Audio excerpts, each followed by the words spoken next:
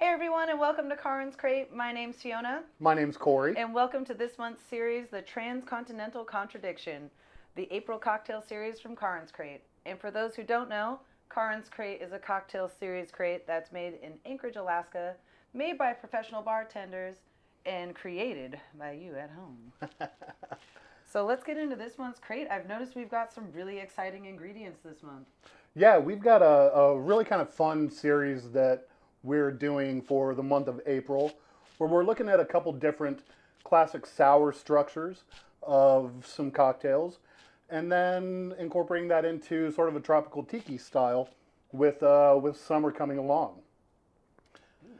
So, kind of chatting about what we're doing with the cocktails this evening. Our proper version of the Transcontinental Contradiction is going to be a playoff of a classic New York sour structured cocktail. So the New York sour structure actually originated in Chicago, where they started floating wine over the top of their cocktail. Now it's called a New York sour because in the late 1800s, it was bartenders in Manhattan that really made it popular. So the New York sour was born. So with the New York sour, we're going to actually start with a rye whiskey. And we're doing a rye whiskey with this style cocktail because we want the really kind of dry spice that we get out of rye whiskey versus a bourbon or some other different styles of whiskey. Yeah. Because we're going to be throwing some nice fruity notes into this month's cocktail. So it gives it some real nice balance. So starting with the rye whiskey, then the really fun ingredient that we have for this month's series is going to be our Tropical Puree. So this is a really fun blend of some strawberry, pineapple, mango, and some peaches that we've blended up into a puree, and then just threw a little bit of citric acid into it just to really brighten it up. Now we're going to balance that with some lemon juice to really, again, give that some proper acidity to the cocktails. And then for a little sweetness and a little spice, we're going to incorporate some cinnamon syrup into the cocktail. And then underneath, just a hint of some pomegranate bitters that we've blended together. Ooh. Now, that whole thing is then going to be finished with a nice Chilean red blend called a Pepeño that is a nice fruity blend, but has a real nice kind of dry characteristic to it that's really going to complement this cocktail series really well. This is giving me all like the peach pie vibes. Like It's one that it may still be a little chilly out, but you know, making us really ready for kind of the summer that's just around the corner. Yeah, I'm excited to see how the wine and the whiskey play together this evening. It sounds pretty funky, but I think you're going to find that it works a lot better together than you would imagine, which really makes this style of cocktail really fun. Nice. So I think... You ready to jump into it? Yeah, I think it's definitely well past 5 o'clock. I think all right. We're ready to make some cocktails. Well, I think that you're up first. Oh, I get to go first? You get to go first this time. Hot diggity dog. All right. All right, so we are going to start off with shaking most all of the ingredients together except for the wine. We're going to keep the wine until the end, so we float the wine over the top of the cocktail. All right. But let's start with our classic bar shaker. And we're going to start with 1.5 ounces of the rye whiskey. All right. Bringing in the Jackie D. You know, it's the Jack Daniel's rye is a nice kind of softer rye whiskey that works incredibly well to incorporate into cocktails. All right. And then what's going in next? So next we're going to look at a 1/2 ounce of the Tropical Puree. Oh, yeah. I'm so excited for this. And the color is just so pretty. Absolutely. It's so pretty. And it was when we blended it together that we kept that kind of the pulp and that fruitiness in it. Oh. So it's really going to give it a little bit more texture than we would typically have with our sour structured cocktails. It smells like sunshine. It literally smells like sunshine. Well, let's find out if it tastes like sunshine. Right. And you said a 1/2 ounce? So we're going to do a 1/2 ounce of the Tropical Puree. All right. Oh, yeah, she thick. She thick. With 2 C's. We got to humor you guys a little bit. Absolutely. Now you're going to be looking at a 1/4 ounce of the cinnamon syrup. Right. You know, there's already some sweetness in the Tropical Puree. And that little bit of that cinnamon syrup goes a real long way. We just kind of want subtle hints of that nice cinnamon too. underneath. It Absolutely. doesn't have that overly, like, it's just that, like, little bit of spice to it. And that's kind of what we're looking at. We're not looking for the cinnamon to be a star of the show, but really kind of act in a supporting role.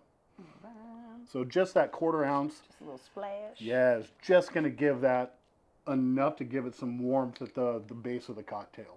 All right. And then are we doing lemon in this one We too? are doing lemon in this one. All right. So this one we're going to be doing 3/4 ounce of the lemon juice, which we kind of pull that back from what we would typically pour with an ounce in a classic sour, because we're also getting acidity that we added into the puree, plus that wine is a very acidic wine. Yeah. So to kind of maintain that balance, we do bump that back from an ounce to 3/4 of an ounce. Got it. And that just little 1/4 ounce will make quite a bit of difference in the cocktail. All right. Excellent. And anything else for We right are. now, So or? we are going to take our bitter pomegranate, and we're just going to be doing 2 dashes of the bitter pomegranate into the cocktail.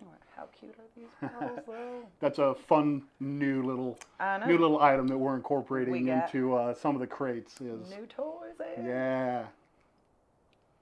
I always have to smell everything. You guys are ready. Oh, absolutely, absolutely. And how many drops are we doing? So we're just doing 2 drops.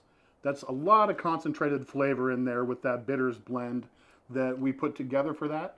So that's going to be plenty just to kind of give it a little bit of bitterness, you know, and a little bit of that dark kind of fruit note to really balance and marry all the flavors together. All right. And we're ready for ice? We're ready for ice, and we're ready to shake it up. Perfect. Whoop, we got a runner. We got a runner. A couple of those bad boys are sticking to the spoon here this evening.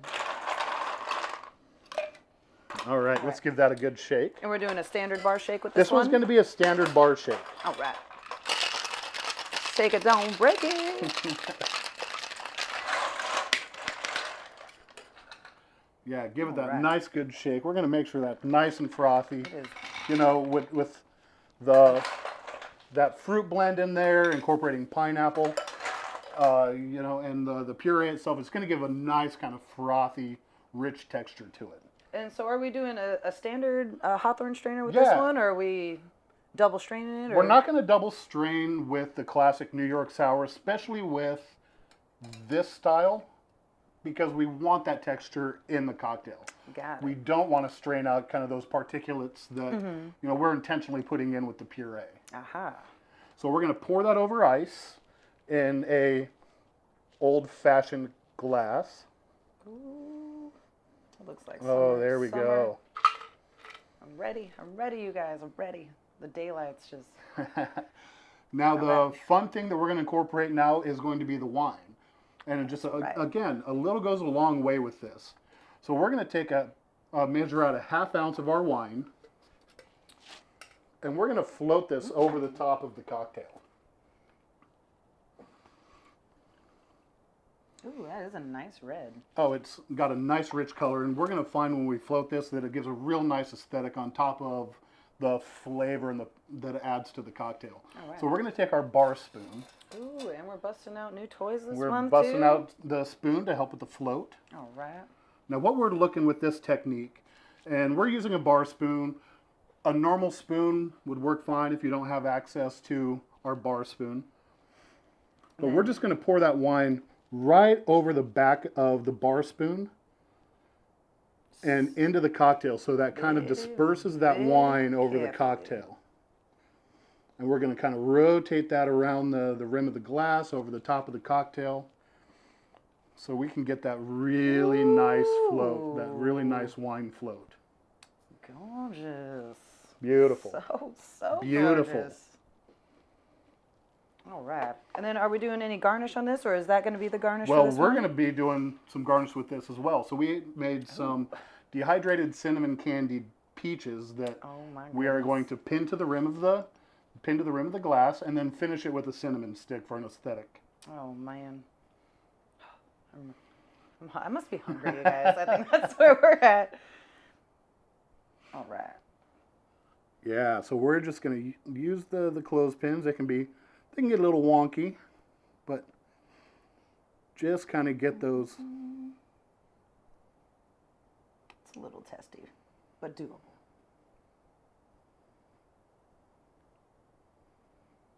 There we go. Got it. Ooh, yeah, got it. And then we'll take a cinnamon stick and finish it right in front of those peaches. Mm-hmm. Oh, yes. Ooh. Oh, yeah. And there we have it. So The stinking proper pretty. version, New York Sour of the Continental Contradiction. That looks so gorgeous. Now, I know you've been waiting for this part. I really have, you guys. Let's see what you think. I'm so excited. Wow, that wine really does. It just does. like it's It really does. You know, If you guys taking can that see. time and pouring that right over the Just- top of the cocktail, you get that really nice separation. Mm-hmm. Gorgeous. All right, the best part, you guys already know.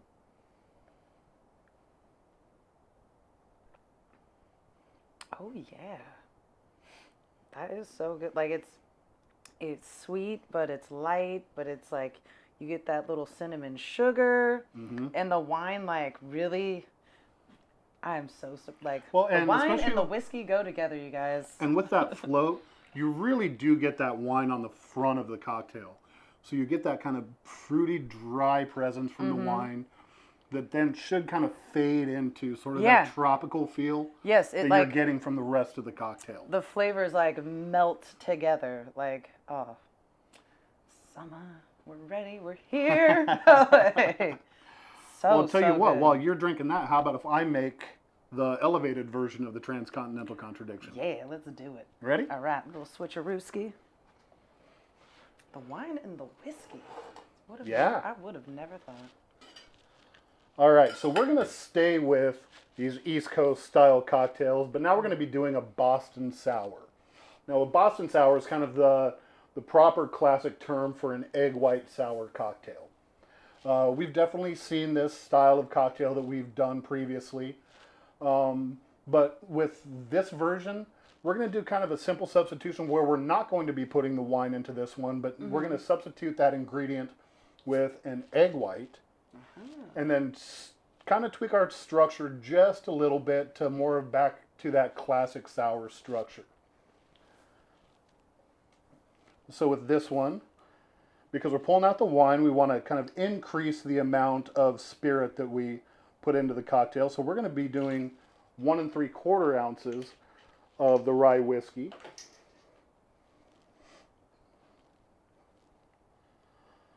And we're going to be staying with those same ratios that we did with the proper version, That tropical puree is with a 1/2 ounce of the tropical Magic. puree. pure magic, is what it is. Again, just a little 1/4 ounce Just a splash. of the cinnamon syrup. But now because we pulled out the wine, we do want to bring that acidity back in. So we're going to be increasing the lemon juice back up to 1 ounce, a little bit more like your classic sour structure. Now another change that we're going to be making with this one, rather than putting the bitters directly into the cocktail, we're going to save those till the end. Those are going to play into our garnish. Oh. So now is when we do want to incorporate This is the where egg white into the cocktail. the real technique comes in. That's right. Separating that egg white. Get that egg white, or get that yolk out of there for this month at least. We do like yolk in some cocktails. And now we're going to be doing the dry shake. Uh-huh. So with this one, again, we want to shake all the ingredients together without ice, so that egg white completely emulsifies through the rest of the cocktail. It completely breaks that cocktail down, or breaks that egg white down, before we do add the ice and finish this cocktail. That's how we really get a good frothy kind and creamy texture to the Boston Sour. Cory's actually working for this one this month. It's got to wait You're giving until me crap that you had to be the one working the last couple ones. It's about time I put my time in. right. Oh, she ready now? She ready. Perfect. All right, so we can Yeah. kind of see in that cocktail that We do have a real kind of white frothy presence. I can smell like you can all the absolutely fragrance from all the very, very fragrant. It's so bright. Like, oh my gosh. So we should already have a frothy texture in the cocktail before we even add our ice to it and finish shaking. So now we do go back to just kind of a classic bar shake after we've done our dry shake.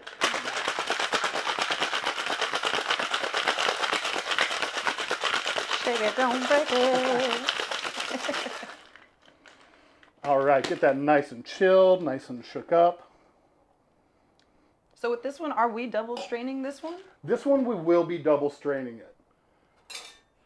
This one because we're going to be pouring that neat, or sorry, we're going to be pouring that up after we have done our double shake on it. We want to keep any of the ice particles, any of, maybe any egg particulate, anything like that out of the cocktail. We really want to be conscious about giving that as big of or as much of a velvety texture as we possibly can. So we're just going to kind of tap our mesh strainer so that we can get as much of that foam out of our pour as we possibly can. So that's going to add to the texture of the It whole does. thing. It does. That foam is what we want on the top of the cocktail. It's almost like when you get a coffee from a coffee hut. Like if it doesn't have the foam on there, it's like you're missing. Did it wrong. You're missing the whole point of the. Did it wrong. That just looks Now, so as we kind of gorgeous. let that sit, it's going to continue to separate, and we're going to get that really kind of nice frothy foam over the top of the cocktail, and leave the body of the cocktail with a real nice kind of creamy velvety texture. But one thing that we can do because of that foam is we can make some really kind of fun garnishing using that foam. I see where this is going. So now is when we take these bitters,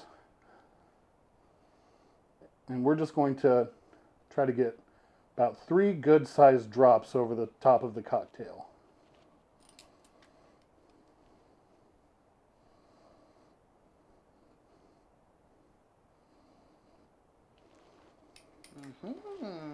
So once we have these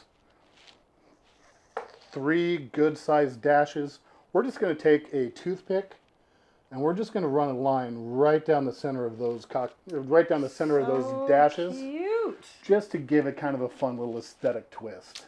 So It's all the love. There's 3 little hearts on there. there are 3 little hearts on this one. So cute. And if you're at home, that's a fun thing to kind of play with, is to try to do some different designs Yeah. with the bitters on the top of this elevated version of the Transcontinental Contradiction. So pretty. But the most important part, the best part, you guys. So gorgeous.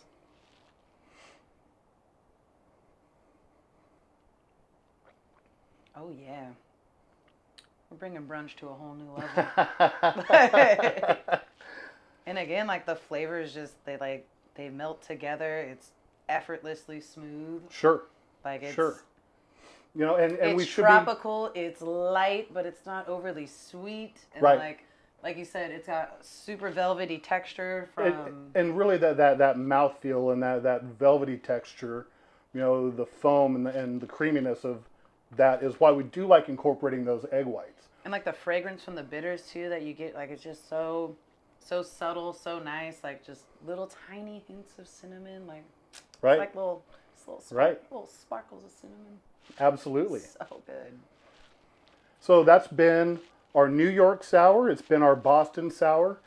Now, one thing that's kind of exciting and fun that we did with our modified version that you can be making at home is we kind of took that New York sour style and threw it into a real tropical kind of tiki structure that is going to show like the puree a little bit more, is going to show the cinnamon a little bit more, but kind of go back to that feel with that wine floated over the top of it. So if you guys are making all 3 different versions, we'd love to hear which ones you guys really enjoyed the most out of these 3 really different styles of cocktails. I'm excited to try that 3rd one at home by myself. I was like, I'm still just so like the wine and the whiskey. The wine and whiskey. Who would have ever thought? Wine and Who would whiskey. have never thought?